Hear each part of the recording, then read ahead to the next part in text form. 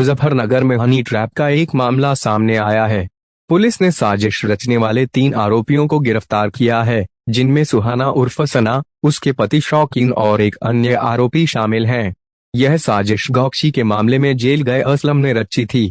असलम को शक था कि सरफराज नामक युवक ने उसकी मुखबिरी की थी। असलम ने शौकीन और उसकी पत्नी सुहाना को सरफराज को फंसाने के लिए 3 लाख रुपए का सौदा किया, जिसमें से 50,000 एडवांस दिए गए। योजना के तहत सरफराज को हनी ट्रैप में फंसाकर जेल भेजना था। पुलिस ने जांच के दौरान शौकीन और सुहाना के मोबाइल से कॉल रिकॉर्डिंग और सीसीटीवी फुटेज बरामद की, जिससे साजिश का पर्दाफाश हुआ। कॉल में शौकीन सुहाना को साजिश के हर पहलू की ब्रीफिंग दे रहा था। पुलिस जांच में पता चला कि यह दंपति पहले भी इसी तरह भोले भाले लोगों को हनी ट्रैप में फंसा चुका है। के द्वारा उस तहरीर के आधार पर मुकदमा पंजीकृत किया और उसकी विवेचना सीओसीटी के नेतृत्व में उनके पर्यवेक्षण में की जा रही थी। इसमें क्योंकि ऐसा प्रतीत हो रहा था कि ये कुछ बनावटी टाइप की घटना है, ये बलात्कार होने जैसी पुष्टि नहीं हो रही थी, तो सारे जो डिजिटल एविडेंस और बाकी जो सीसीटीवी फुटेज और जो अन्य एविडेंस होते हैं वो पुलिस ने एक एक करके कलेक्ट करने शुरू किए। वादिया का जो प्रक्रिया होती है उसके तहत माननीय न्यायालय के समक्ष बयान भी करवाया। उसमें भी वादिया ने अपने एफआईआर में जो बताया गया वर्जन था उसकी पुष्टि की। जब पुलिस ने सारे एविडेंस कलेक्ट किए तो पुलिस को कंक्लूसिव एविडेंस इस बात के मिले कि ये मुकदमा जो है वो फर्जी लिखवाया गया है और जो घटना इस मुकदमे में दर्शाई गई है बलात्कार की, वो घटना हुई नहीं, ये प्री प्लान्ड तरीके से थी। किस तरह का गिरोह है, किस तरह फंसाता है? दिनांक 17 नवंबर को थाना खालापार पुलिस को एक महिला द्वारा बलात्कार के संबंध में सूचना दी गई।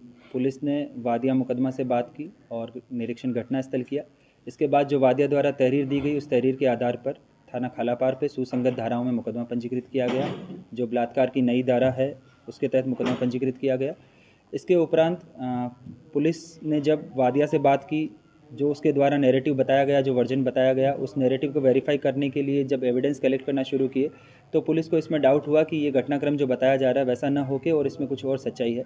पुलिस ने इसमें गहनता से जानकारी करते हुए जब सारे एविडेंस कलेक्ट किए तो ये कहानी निकल के सामने आई कि एक खालापार निवासी असलम है जो थाना नई मंडी से गोकसी के मामले में वांछित चल रहा है। इसने शौकीन और उसकी पत्नी के साथ मिलकर ये साजिश रची कि एक सरफराज नाम का व्यक्ति है जिसको असलम को लगा कि उसके द्वारा उसकी मुखबिरी की गई है और इस मुकदमे में उसका नाम उसकी वजह से आया है। उसको फर्जी मुकदमे में, बलात्कार के मुकदमे में फंसाकर जेल भेजने की नीयत से ये पूरा घटनाक्रम प्लान किया गया। इस बात के एविडेंस जो वादिया मुकदमा है और उसके पति के फ़ोन की जो आपस में कॉल रिकॉर्डिंग्स है उससे इस बात की पुष्टि हुई।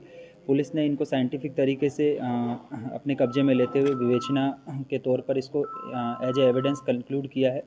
इसके बाद इस मुकदमे में किसी भी व्यक्ति को बलात्कार के फर्जी मुकदमे में फंसाकर जेल भेजने की नीयत से लिखाए गए मुकदमे की धाराओं को तरमीम करते हुए इन तीनों अभियुक्तों को गिरफ्तार किया गया है। जब इनसे पूछताछ की गई तो उन्होंने इस बात को कबूला है कि ये जो शौकीन और इसकी पत्नी है ये इसी तरीके के पहले भी कई लोगों को इस तरह के मामले में फंसा चुके हैं, जब फर्जी बलात्कार की घटना बताकर और जेल भिजवाने का काम इन लोगों द्वारा किया गया है। ये अभियुक्त गण जो हैं इन पे भी अलग अलग तरीके के मुकदमे हैं। इसमें शौकीन जो है उस पर चोरी और नकबजनी के कई मुकदमे हैं जिसके संबंध में ये पहले भी जेल गया है। शौकीन पे अभी तक टोटल कुल 7 मुकदमे प्रकाश में आए हैं जिसमें एक 302 का मुकदमा भी है। इसके अलावा असलम जो नई मंडी से गोकसी के मामले में वांछित चल रहा है उस पर भी पहले सन 2018 में थाना सिविल लाइन से गोकसी के मामले में जेल गया था।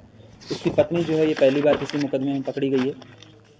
ये तीनों व्यक्तियों द्वारा एक गिरोह बनाकर और जो भोले भाले लोग होते हैं उनको जेल भिजवाने की नीयत से फर्जी मुकदमे लिखवाए जाने का ये जो पूरा प्रकरण है इसका थाना खालापार पुलिस द्वारा सीओसीटी के नेतृत्व में गहनता से पर्यवेक्षण करते हुए और इसमें एक एक एविडेंस को साइंटिफिकली कलेक्ट करते हुए ये इस पूरे मुकदमे को तरमीम किया है और इस गिरोह को गिरफ्तार कर माननीय न्यायालय के समक्ष प्रस्तुत किया जा रहा है। कोई डील भी हुई थी सर इनके बीच?